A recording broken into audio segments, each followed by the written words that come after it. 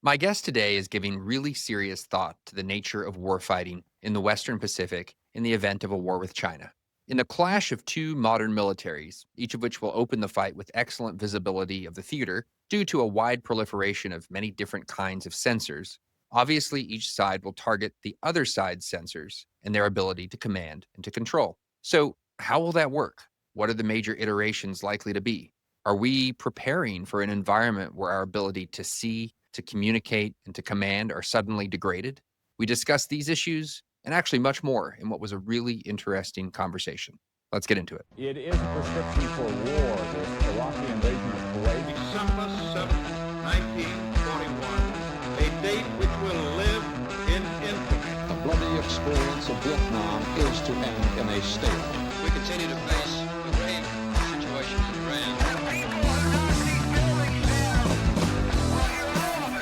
We shall fight on the beaches, we shall fight on the landing grounds, we shall fight in the fields and in the streets. We shall never surrender. For more, follow School of War on YouTube, Instagram, Substack, and Twitter. And feel free to follow me on Twitter at Aaron B. McLean. Hi, I'm Aaron McLean. Thanks for joining School of War. I am delighted to welcome to the show today Bryan Clark. He's a senior fellow at the Hudson Institute. He's the director there of the Center for Defense Concepts and Technology. He spent a lot of time in and around the Navy. Before that, we'll talk a little bit about that. He's the author of numerous articles and publications on defense concepts that are really important. I think one of the most recent, and the one we'll spend most of our time on today, is a Hudson Institute publication called Winning the Fight for Sensing and Sense-Making. Bryan, thank you so much for joining the show. Thanks, Aaron. It's great to be here. How did you grow up? How did you end in the Navy? End up in the Navy? Were you press ganged? What actually happened? Right. Well, I'm from Idaho, and there's not a lot of water there, obviously. And when I graduated high school back in the 80s, the economy wasn't great. I was looking for something interesting to do. And so I cast about, and the Navy offered interesting opportunities. So I enlisted in the Navy and was going to be a submariner. Went and started that program. Went to various training schools and then went to a submarine. And then I was picked up for an officer program while I was there, and then went off to college and was able to finish up college and then come back in as an officer, and then did another 20 some years after that. But yeah, just sort of trying to do something interesting. The Navy was a good opportunity. Submarine Force and the nuclear power program offered probably the best pay, which was the most attractive element of it back in those days, especially for a young guy who's enlisted and not looking to necessarily make a lot of money otherwise. I find it horrifying personally. I mean, I would go on a sub, if I had to for business, but the idea of spending long periods of time on one, I used to have, I've probably told this story on the show before, but I used to have midshipmen. There's a strangely high proportion of midshipmen who would be undecided. Yeah. And they're always high quality midshipmen. Undecided, Right. Not that there's such a thing as a low quality midshipman. Undecided between submarines and the Marines. And it's always so confusing to me because Right. it's two incredibly different lifestyles. Right. And I remember my line with them was, okay, well, here's my advice. Go into that closet there and shut the door and come out in a week. Yeah. And let me know how you enjoyed it. Exactly. And Right. if you enjoyed that, then you should totally go submarines. It sounds great. Obviously, you had a different view of the case. Yeah, well, it seems that the closet exercise is maybe a little bit too constraining. I think that's obviously going to drive people into the Marine Corps, which is probably your goal as a Marine. But yes, I mean, you get busy. I mean, it's just like any job, right? So you get out in the submarine and you just sort of after time get used to the fact that you're inside all the time and that you're just busy doing your work. And I've only encountered a few times where somebody really had a problem with the claustrophobic nature of being on a submarine. In general, just people get so caught up in the work, and then they're so busy all the time that really don't have time to get too worried about whether I'm seeing sunlight or not. And so this is from the mid or late 80s through sort of early 20-aughts that you were? Yeah. So I retired in 2013, Wow, okay. Around then. So. And you were on ship or on the submarine as an enlisted guy, or did they pluck you out of training Both. to go to? Yeah, okay. so I went to my first submarine. I was waiting to deploy there, and then got plucked out to go to an officer training program, and then I went off from there into the officer pipeline. And was this attack stuff or ballistic missile stuff? Both. Or both? Yes, or? I was on attack boats and ballistic missile boats over the course of my time. Mostly, so I did some time on the Alexander Hamilton, which was a old boomer that had taken its missiles off and was being used basically to train other submariners or train other people in the Navy. And then I was on the Key West for a while, and then I was on the Georgia and the Alabama for a while. So kind of did a range of things. The fact that you, as an officer, kind of went back and forth between the two maybe indicates that the answer to my next question is going to be no. But I am curious if there's sort of a cultural difference between the two worlds, the worlds of attack submarines out there, hunting other submarines and doing all kinds of different missions. Oh, And yeah. then obviously the boomers, which I can only imagine what it's like to be on one of those things, actually operational, sitting there off the coast of Russia and China, waiting for Armageddon. Like I only know it from the movie Crimson Tide. That's my closest. and Hunt for Red October. There's some great movies out of this community. But you tell me your actual experience. Yeah, so definitely the attack submarine community is very different. Your schedule is much more variable, and obviously the job is mostly, it's really not tracking down enemy submarines anymore. So now it's all this. Sometimes you're tracking submarines, sometimes you're gathering intelligence, sometimes you're doing exercises with other countries. So it's a much more of a varied mix of things that you do on the attack submarines, which just makes it interesting, but also means it's really a taxi, obviously, because you're always on chart, right? When you're assigned to the boat, you own the boat, no matter whether it's in port or not. And so you're basically tethered to it for that entire tour. Whereas if you're on the boomers, the ballistic missile submarines, then you get time off. Basically, once the boat pulls in and you turn it over to the other crew, you're kind of free of the boat's responsibilities for a while. And you get a couple months where you're just sort of doing training and stuff like that. So it's a very different type of person that's get drawn to each community. And then the lifestyle is very different. And why is it that attack submarines are not hunting other submarines that much anymore? Is it just because there aren't that many other enemy submarines, or the technology's changed, or? Right. Because it's, the Chinese submarine fleet is not that capable yet. They're pretty numerous, and they've got a set of quiet ones that are non-nuclear, but they don't deploy very much or very far. Rather, they deploy plenty, but they don't go very far away. And they don't necessarily create this challenge for U.S. submarines to go chase after them. We usually do anti-submarine warfare against those submarines with a combination of ships and aircraft. And submarines tend to focus more on the Russian threat, which is really where the submarines' bread is buttered. And then a lot of strike missions, planning for strike missions, intel gathering, all this other stuff, SOF, special operations insertions. So there's a bunch of other stuff that the attack submarine fleet does that their mission set has gotten much larger over the last 20 years. One of the things I always thought would be cool about being in this world, not to slightly contradict myself, my earlier sense of horror, is this sense of the undersea as a real place. Like if you're a land guy like I am, or an aviator for that matter, the ocean is sort of flat, and you're aware that there is submarine. You're aware that there's an undersea domain. Like that's an intellect. That's not surprising to anyone who works on strategy or defense stuff. But the idea that it's a real place with elevations and neighborhoods and terrain. It has terrain that matters. Right. That always struck me as like a really kind of cool. I don't know where to take that comment, but there's weather. There's a whole environment undersea that you have to take into account when you're operating there. So it's just like being on the surface where you got to take into account terrain, weather, enemy action, enemy positioning. All the things that you have to do above the water, you have to do below the water. The only advantage is there's fewer things going on under the water. So I don't have to worry about as many like non-combatants running around. And I don't have to worry about necessarily as much enemy forces to deal with. So it's an easier battle problem just from a complexity standpoint, but it's more difficult now because the sensing is much more limited. So you're not able to see very far away, and you're often sort of flying blind, which you don't necessarily do above the water. What is the weather factor underwater? We get a lot of currents and changes in temperature and changes in salinity that drive acoustics. So above the water, you know how atmospheric conditions will drive whether your radar sees 10 miles away or 100 miles away. Same kind of thing happens underwater with sonar. So if the conditions are just right, the sound is bending away from you and no one's going to be able to detect you. But under other conditions, the sound may be channeled from you directly to where your opponent is, and they can pick you up at dozens to hundreds of miles away. So you have to keep track of the weather in a way that's much more challenging, I think, because you don't have the same sensing capabilities below the water that you do above the water. So it's very difficult sometimes to figure out where am I in the water column and what's the temperature of the water above me and below me, and what's the salinity profile look like. All those things drive the acoustic detection ranges that you're likely to experience. That's totally fascinating to me. I've long had this thought. It's sort of like a very simplistic thought, but a grim one, which is the gradual improvement in sonar technology But just say undersea sensor technology broadly, and the way in which the ocean is increasingly visible, or maybe invisible is the right way to put it. Yeah. So not really. So what's what's interesting is the environmental conditions still are a big driver in terms of what you can detect.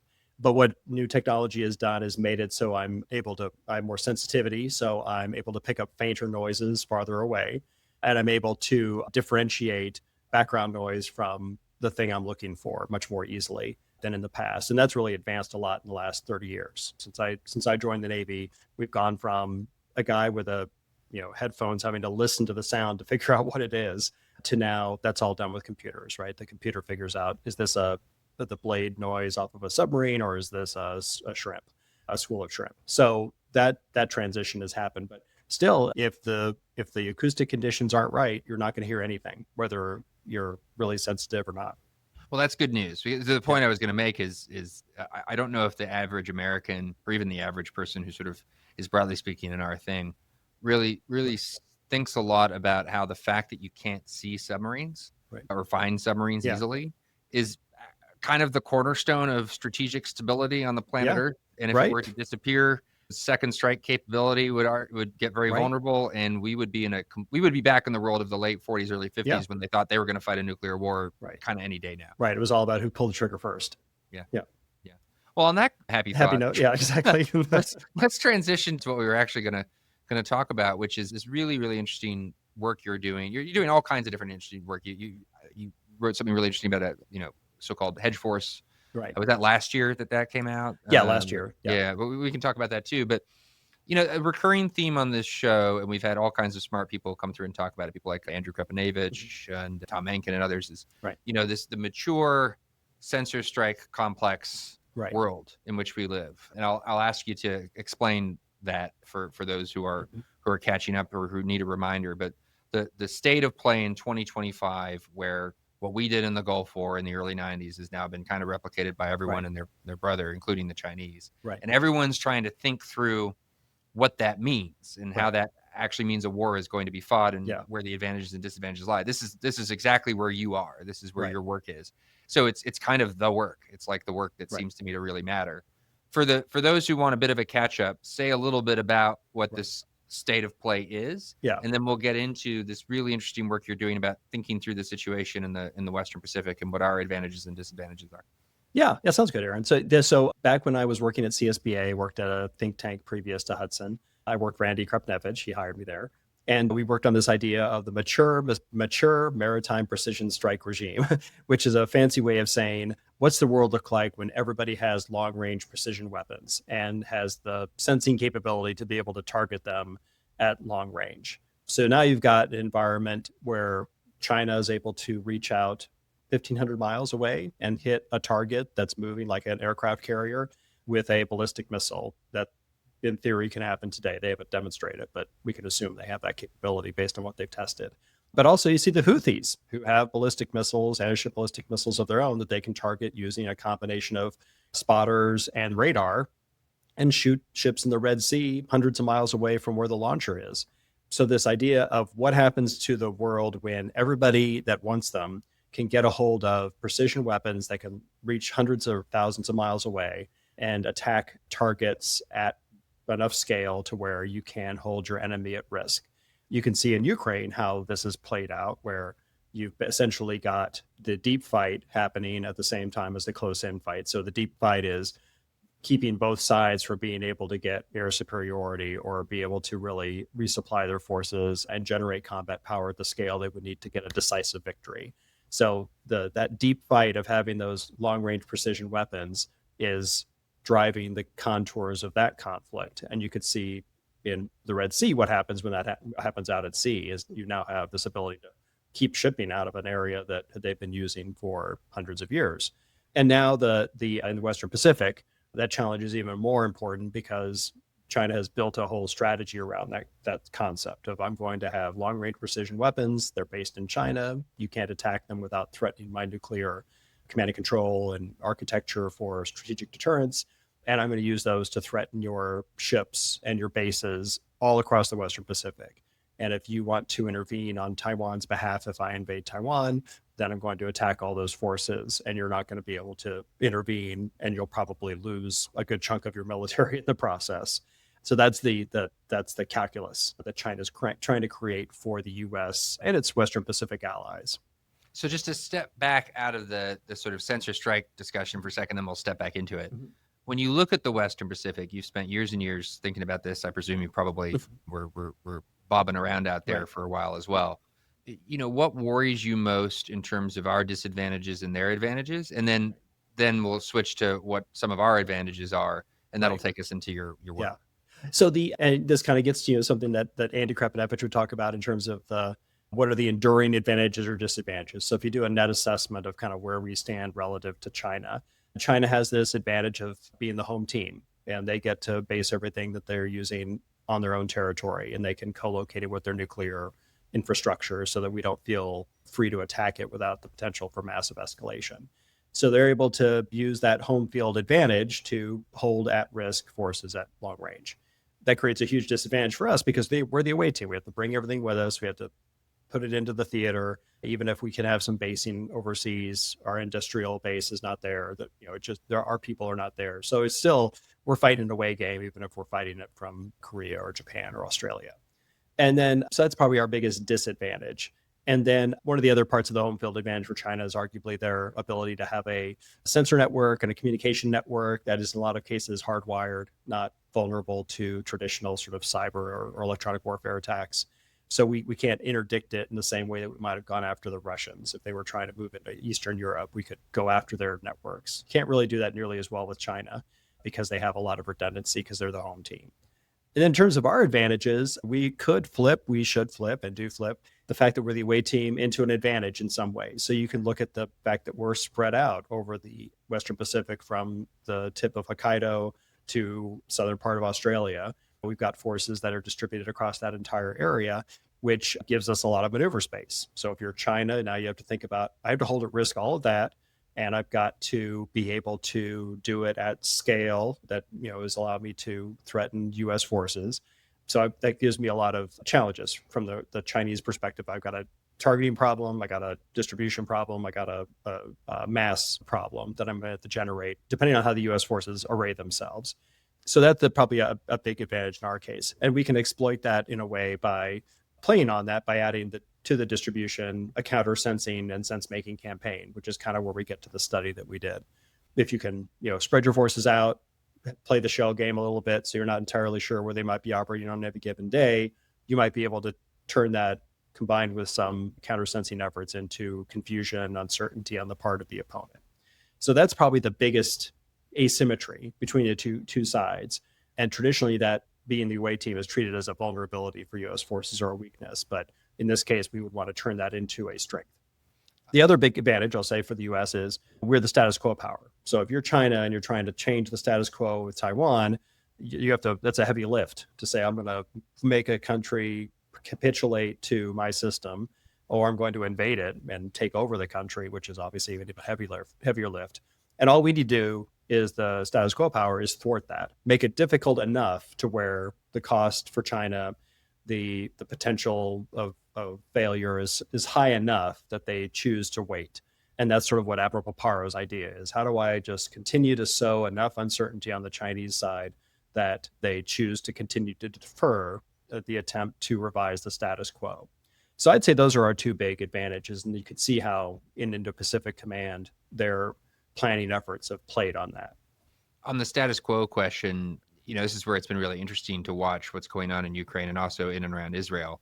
A lot of which has been heartening on this theme. That is to say, it does seem that like the mature competing sensor strike complexes, they make it really hard to not be seen, and they make it really easy to strike things that move. And that's all to our advantage in the Pacific and to their disadvantage. On the other hand, it's not like it's impossible to move. And this is the point I've tried to make. I don't know if you agree with it, but I've made it repeatedly on the show and things I've written. But particularly to me, the most striking example is what the Israelis were able to do in Lebanon in the fall of 24, and the combination of high-tech stuff, old-fashioned deception, decapitation, to facilitate very old-fashioned maneuver. And my deepest worry is that for as much that we'll get complacent in our advantage of being the status quo power, And then we will become Hezbollah. We will be the Hezbollah in the Western Pacific scenario, because they will figure out ways to operate with ambiguity and deception and cleverness and leverage intel, et cetera, et cetera, et cetera, and move quickly.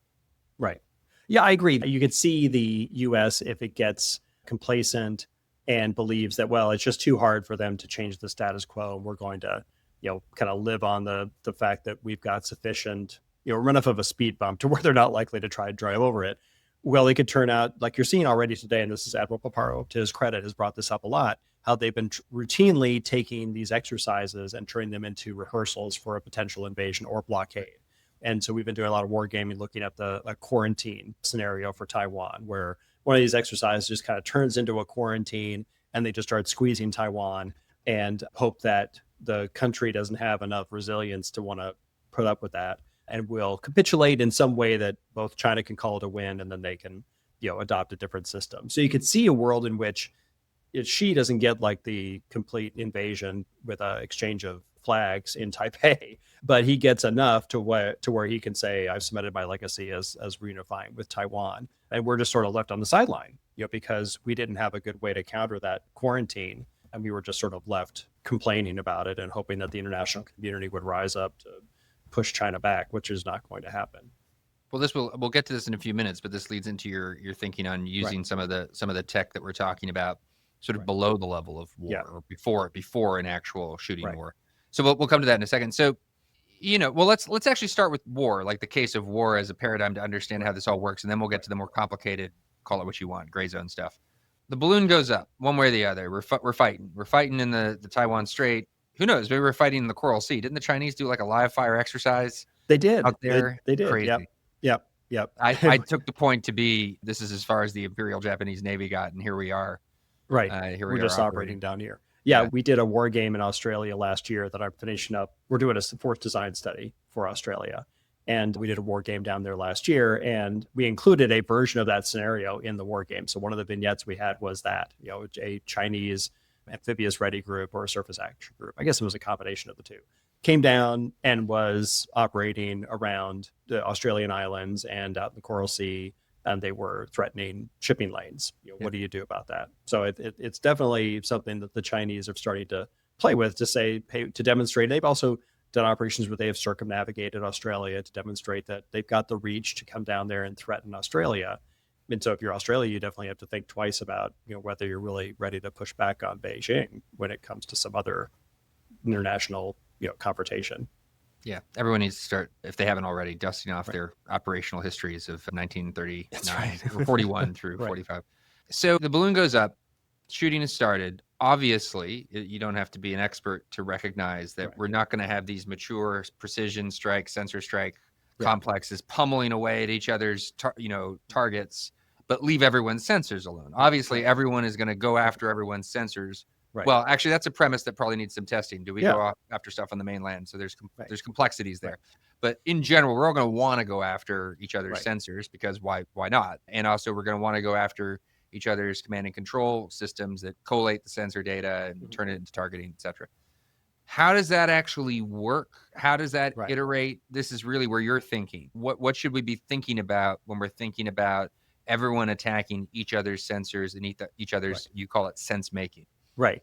Yeah. So just one thing I'll say at the start is this idea that Admiral Paparo's been advancing, and they've done a lot of work on, it's called the Hellscape, which is what we called the hedge force in our study from last year. That's intended to play on this idea that we're the status quo power. All we need to do is make it harder for the Chinese to invade Taiwan. And so the idea behind that is you put a bunch of uncrewed systems in the Taiwan Strait, they slow down the invasion, they make it more difficult. And then that and a combination of long range fires from U.S. submarines and U.S. bombers should be enough to make it so that first landing cannot succeed or can't get a lodgment ashore. They can't get enough troops ashore to be able to make their way all the way to Taipei. And the idea is, if we can do that, then we need to combine that with this counter-sensing effort, because we have to undermine their ability to hold at risk the other forces that we would now need to bring in if we want to continue the fight, because then the Chinese will go after the carriers and the bases where the tactical aircraft are operating in Japan and all the way down to Australia. So they'll go after those other targets as soon as they get the opportunity to. So this counter-sensing campaign is designed to go after the sensors they would use to identify which air bases do I target? Where are the airplanes? Where are the airplanes on the bases? Where are the ships at sea? Where, what's the exact solution that I need to be able to shoot them? So what's likely to happen in this fight is as soon as they decide they want to go after Taiwan, the Chinese are likely to use electronic warfare, probably to go after a lot of our space-based sensors. The Chinese have made big investments in space-based electronic warfare. So you go up and you jam the sensing, the satellite's ability to communicate with anybody else. So your geostationary signals intelligence satellite that you'd be using to find all the Chinese ships, that's going to get jammed. It can't talk to anybody else now. So even though it's up there, it's useless.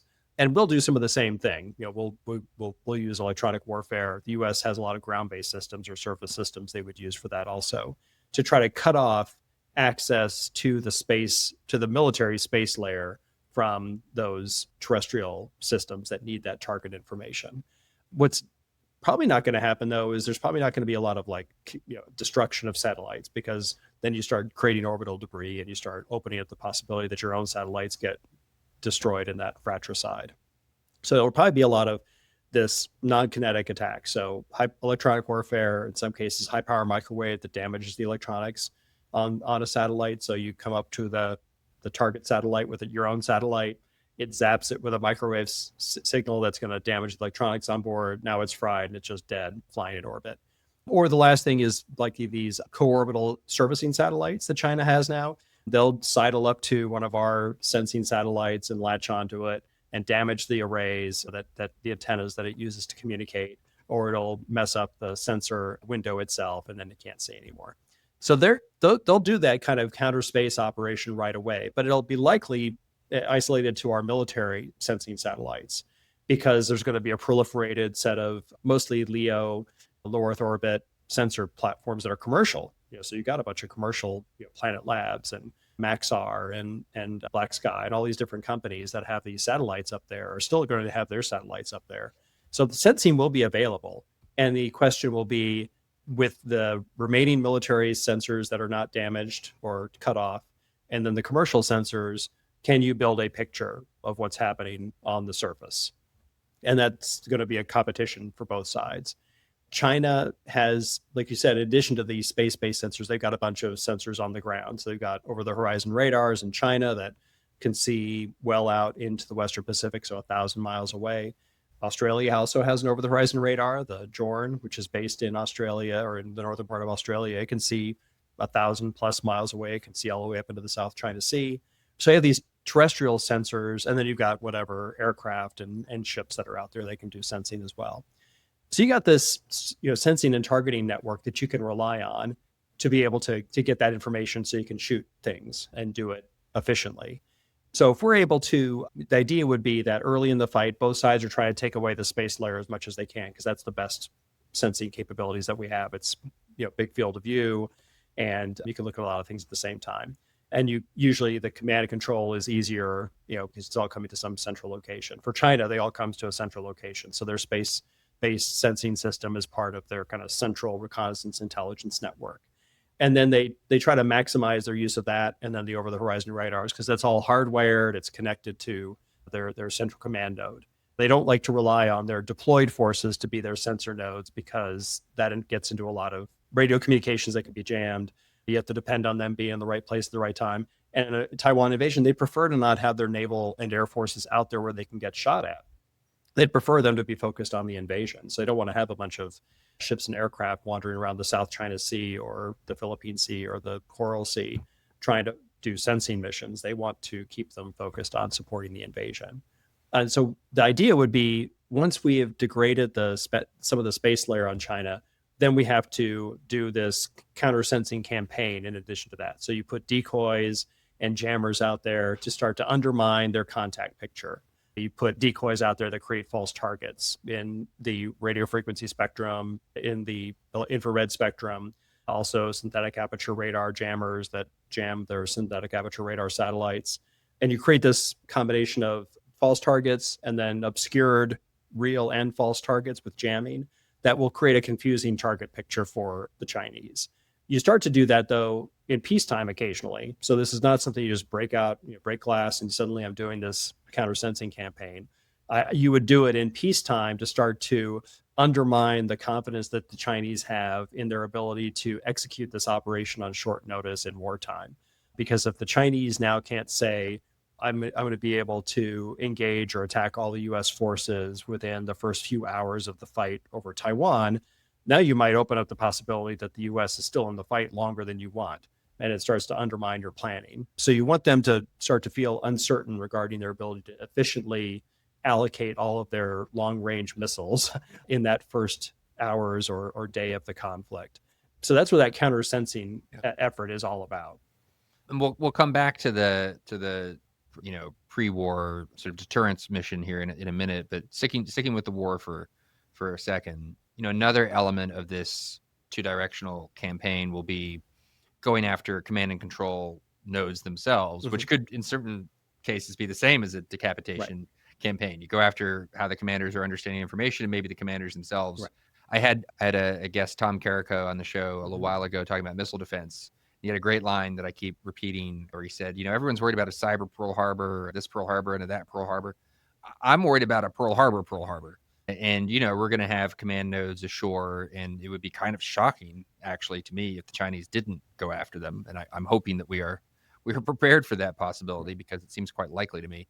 So all of this is going to be going back and forth. And what I took to be an implication of your work, or you sort of allude to it a number of times, I thought, I'm curious to hear it in your own words, but that obviously we're going to want the best picture, and we're going to want them to have the worst picture, and they're going to want the same for us. And we're both going to be going back and forth with all these different techniques trying to generate that outcome.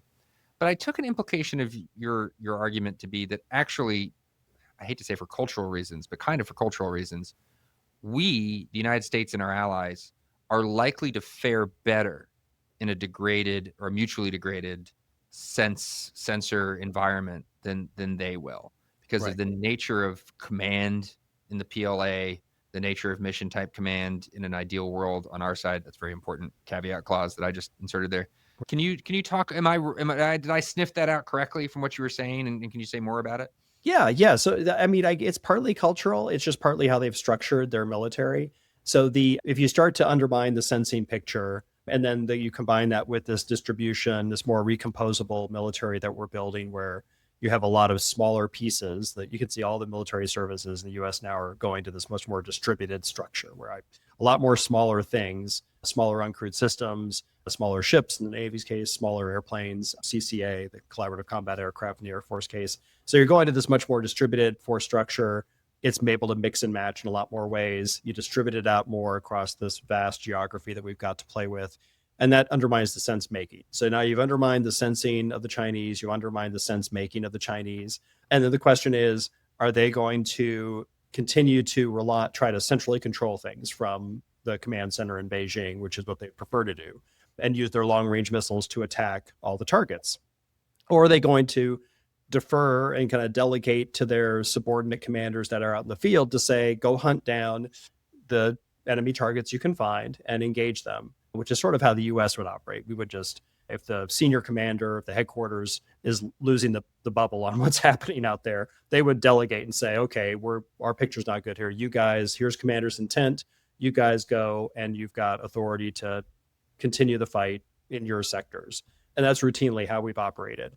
The Chinese have not operated in that way. They have tended to want to keep things centrally controlled. That's why they built the reconnaissance strike complex, as we call it. So this long-range missile complex that's all on the mainland with the centrally managed sensor network that's mostly in space. That's all so they can have this sort of one headquarters that's managing the entire fight. And once that starts to break down, they've not really exercised or created an architecture where it's easy for them to just delegate out to local commanders the authority and the capability to go hunt down targets on their own and follow commander's intent. So a couple of responses to that. The first, just to kind of keep pushing on the point, I had a retired senior officer talk recently about visiting Chinese ships back when we could still do that kind of thing. He had a pretty good line about how we had to stop it because when they came on our ships, they were bringing their tape measures and measuring the distance from this and that in the bridge. In any event, being on their ships and noticing cameras in the bridge, like surveillance cameras, and asking, what are those? And of course, it's not just for the PLA chain of command to keep an eye on things, but it's also for the political officer parallel chain of command. Right. and the sort of conclusion perhaps complacency inducing conclusion Right. one draws from that is that sounds like a nightmare. Like, who would want to fight a war with not only your boss and your boss's boss breathing down your neck, but indeed the whole CCP for ideological purposes breathing down your neck? Yeah. So what's interesting in Japan, China is different than Russia or the Soviet Union. So we've seen, like in Run for Red October, how that played out with the political officer being a guy you got to get out of the way once you be able to do something. Exactly. But in the Chinese military, that political officer is treated as a co-equal. So that's a military officer with military experience that's gone and done his junior officer tours as a line officer. So it's like we would have in our military, where somebody goes into the restricted line. So they go from being a line officer, and then they're become an 03 or 04, and then they become a political officer instead of going into intel or something. So that model means, these folks have the operational experience, and they're kind of treated as a co-equal member of the command team. But still, in peacetime, from what we gather, and talking to intel people and talking to people who do open source gathering on this, it seems to work okay, right? These folks will work together, and they understand the mission. They're kind of focused on, and the political officer is thinking about. It's almost the political officer is there to think about the crew and the way that the people are being treated and operating. So it's in a lot of ways that political officer in practice becomes kind of an HR person as much as they are thinking about the party values and making sure the party values are reflected. So it's not as much of an undermining of the chain of command in the individual units, but it's hard to tell in combat. How does that play out? Suddenly you're having to make quick decisions without the benefit of any feedback from Beijing, so does now the political officer and the commanding officer, they start to come into conflict because the commanding officer wants to make some hard decisions that probably are not good for the crew or the political dynamics, and the political officer is not sure. So yeah, it remains to be seen how that plays out in combat. But in peacetime, it seems like they've got a system that works. Do you really think, and sorry, these are probably my ideological prejudices coming to bear more than my knowledge of the situation, which is basically nil. I've never set foot on a PLAN vessel. You really conceive of the role of these commissars, for lack of a better term? I don't know what the Mandarin for commissar is, but as crew welfare more than state control? Well, it's party control, right? So they're there to represent the party and the party's values. And they're thinking from the political perspective. So if you think about a command as a political entity, how are your people reacting? How are they likely to treat the situation you're putting them into? So that's why it tends to drive them to think about the crew or the people in the unit as much as they're thinking about what do folks back in Beijing, want to have happen. So we just did a workshop on this a couple of weeks ago, which is why I'm totally fascinated. Yeah, so it's interesting. It's a little bit more nuanced, than I originally thought coming in. But we had several people come in and talk about how this works in the Chinese military. So it's not a cut and dried thing, where this is going to be a source of friction. But I'm sure that in combat, that's going to become a problem, right? I mean, you can't have two COs when you're having to make quick decisions and lives are at stake, and you're probably going to have to sacrifice people or stuff. That will not be attractive to the political officer, and it'll remain to be seen what does the political officer get on board when you're having to make those kinds of choices, because I think that could be a source of friction. I think the bigger problem, though, is just that these commanding officers and the political officers have not been delegated the authority to go off and do independent ops before. They're not really trained, and there's distrust, right? So the five incapables that President Xi has articulated multiple times talk about his concerns about the ability of his military to go execute operations on their own. He doesn't think they're able to delegate command and operate without higher authority constantly giving them feedback. He doesn't think they're able to plan and execute missions when they only have commander's intent.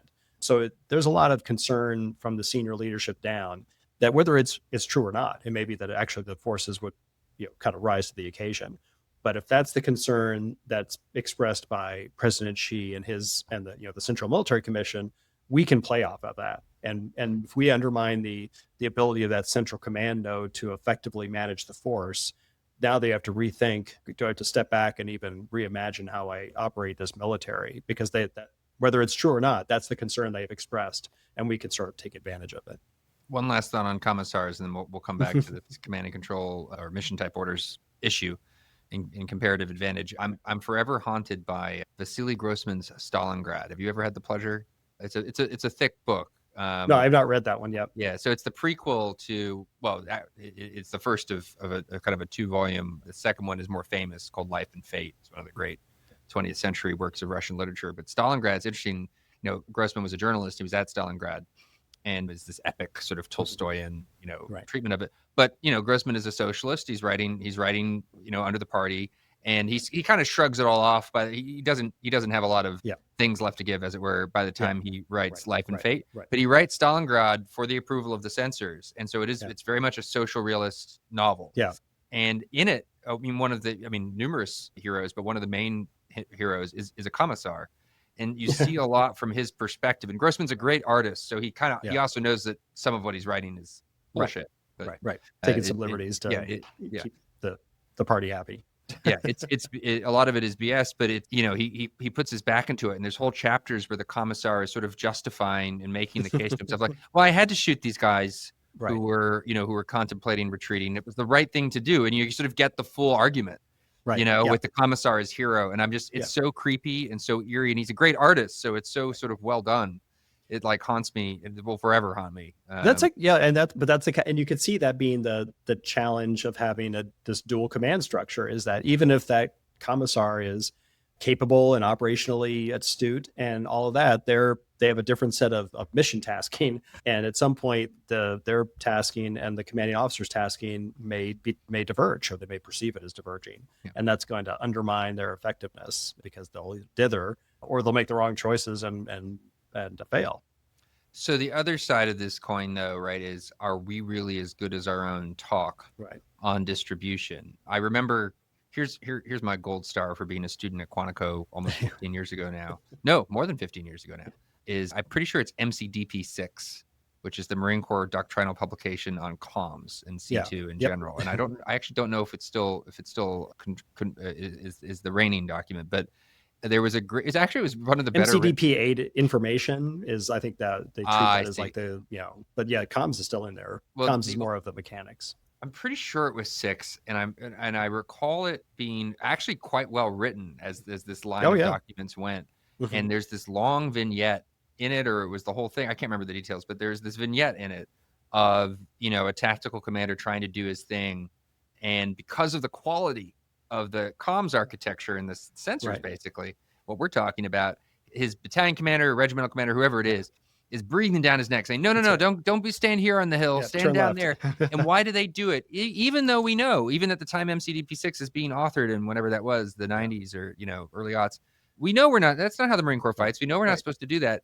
The whole point of the vignette, and why it was kind of a clever thing, is, why does he do it? Because he can. Yeah. Because he can see. And he's the commander, for crying out loud. These are all type A people. You're not going to let this guy go off and totally. And it was very human and very realistic in that sense. Yeah.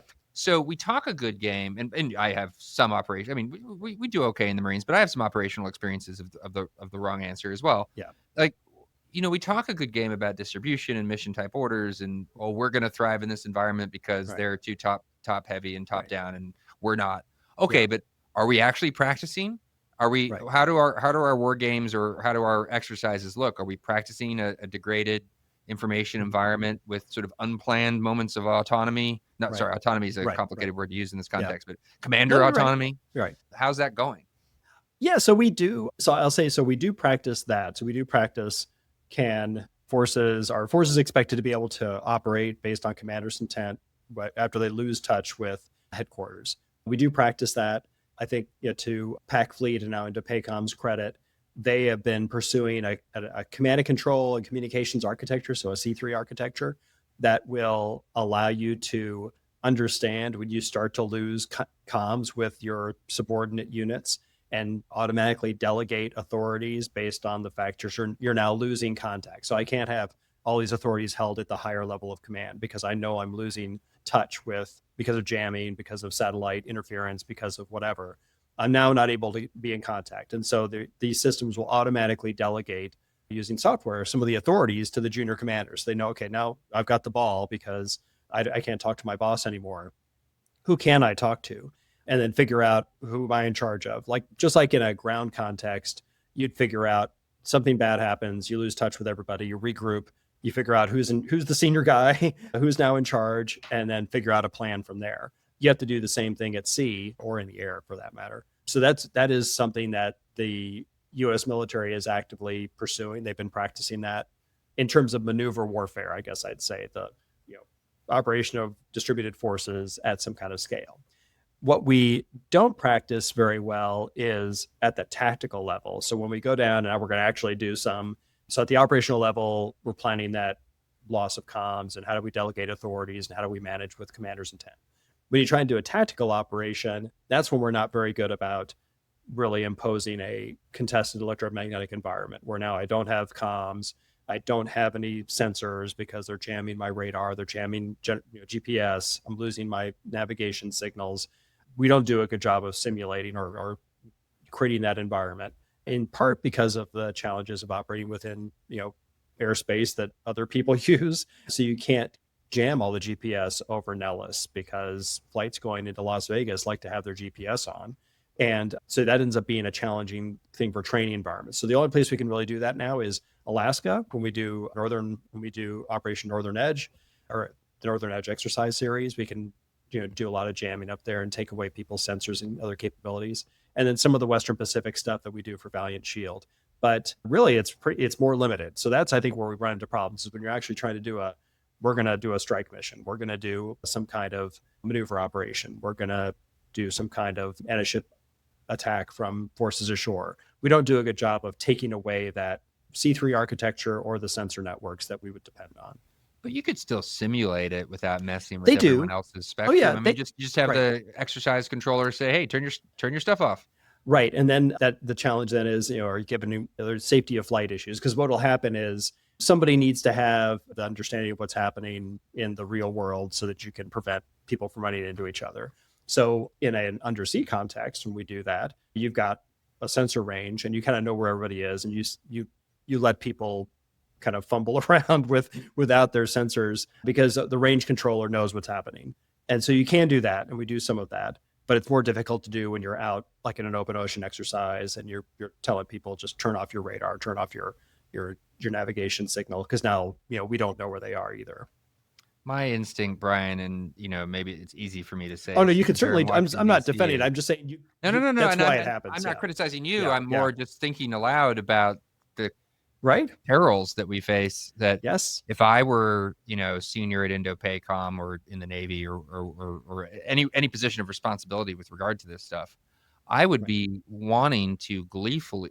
I use the word gleefully for a reason. Gleefully lean into all of this degraded environment training and assume a lot of risk. Oh, yeah. And if you have to box commercial air traffic out of your space, then just box it out. Right. Because you need to put your guys at risk so they can practice it now rather than die later. Right. No, you're right. And so that's why if you look at what used to be the Indo-Pacific Command Deterrence Initiative, and then investments that are in the reconciliation bill that just got passed, there's a bunch of investments for range improvements in Indo-PACOM. Like massive amounts of money have been going into range improvements. And that's to create this range complex across the Western Pacific. So basically from Alaska to Hawaii to Midway to down to Australia and then up to Japan. And there's going to be a large collection of ranges that they're building out because they want to be able to force people into these contested environments and have the range basically do the safety. So I've got a bunch of sensors that are watching. So you can turn off your radar and your GPS and everything else because I'm watching to make sure that you don't run into somebody else, and I'll tell you if you're in trouble. But you need kind of a range where you can do that, which we do at Nellis. So that's what they do at Nellis to keep people from running into each other. But you can't have the combination of having people on a safe range and also give them some of the realism of the environment of getting jamming and some other stuff that we want to do, which you can only do in that open ocean context. But it's hard, yeah. It seems to me like that kind of stuff should be just the absolute highest priority. And yes, you need the physical spaces in which to do it safely. I get that. But, you also need to then practice so you can cultivate the right command culture. Right. Which is actually what will win the day. And your observation, sure, we do this at the operational level, but not so much the tactical level. Well, that's a little, I don't know. I don't know exactly what the analogy is I want here. It's like I had a great to-do list. but when the time came to do anything, I wasn't really doing, you know what I mean? Like, Yeah. Yeah, I think it's a good point that we lose the ability to foster that mission command culture if we don't take away the C3 and the sensing that you rely on. And that's a really good point, because I think we tend to think of it in the military as it's all about the tactical operation. Like, I need to know how to drop the bomb and know where I am without GPS and without my sensors.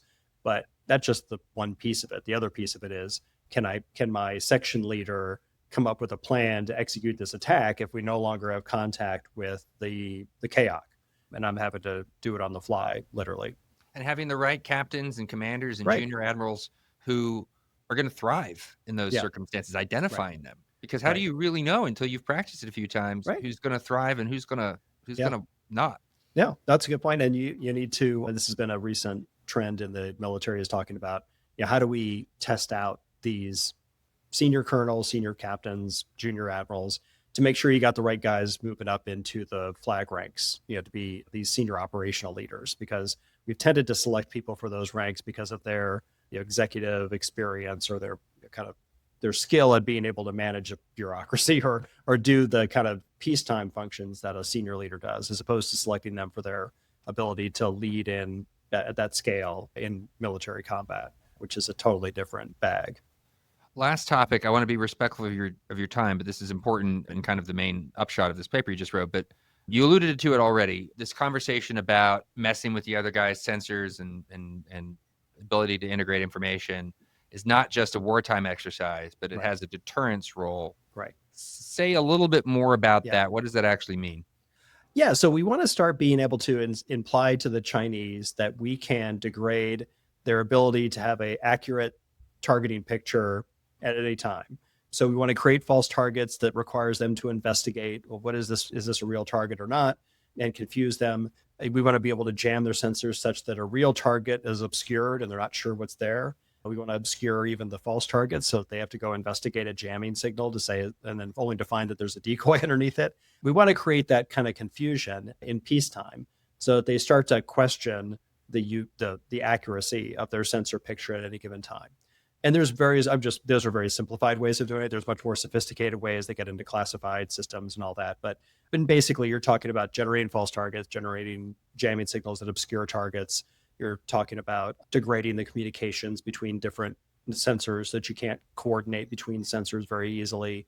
You can also insert false targets through cyber attacks. So like radio frequency enabled cyber, where you use a radio frequency signal to insert a cyber tool that then creates a false target inside somebody's radar computer. And then that goes into the command and control network. So all these tools are tools we want to use in peacetime. And we've tended in the past to hold these tools as like the silver bullets that we're going to break out when the war starts. Okay, we're going to start confusing their target picture once the fighting starts. Well, the problem is, one, we let the fight start. The whole point was to deter the fight. So we failed. Deterrence has failed. We're allowing it to fail because we're not doing anything in peacetime to foster it. And then two, you might find that in wartime, some of those tools you thought were going to work don't work. And then in wartime, the Chinese might just decide to power through, right? Once they've chosen to invade Taiwan, the fact that their target picture goes bad doesn't mean they're going to stop. It just means they'll just throw more weapons at the targets and hope that it works out. So the whole point here is to try to deter the conflict, because once the balloon goes up, China is not in a position to seek an off-ramp. They have to kind of go through with it, or else it's a huge loss of reputation. So there's going to be a need to do this in peacetime. So the need then is, I need a diversity and a number of these different effects that I can generate in peacetime. And it's got to be a changing sort of kaleidoscope of different tools or techniques that you use against them. And there's a vast number of different jamming techniques and decoy things and cyber effects that you can generate. It's just we haven't, until recently, invested in the supply chain to do that. We have Anduril and all these other companies building out large numbers of new, interesting, diverse weapon systems, but we've not fostered the same kind of ecosystem on the cyber and electronic warfare side. And the DoD wants to do that. And so there's money in this reconciliation bill to build out an infrastructure, a digital infrastructure, so you can have a playground or a sandbox, so that these startups can come in and say, well, here's some cyber tools I created, or here's some electronic warfare techniques I created. How can we use those? And you start to build this deep magazine of these effects, so you can use them in peacetime to start playing with and undermining the ability of the Chinese to make sense of what they see in the Western Pacific. And that should have a deterrent effect because it'll start to undermine their confidence in this whole reconnaissance strike, mature precision strike regime that they've been depending on.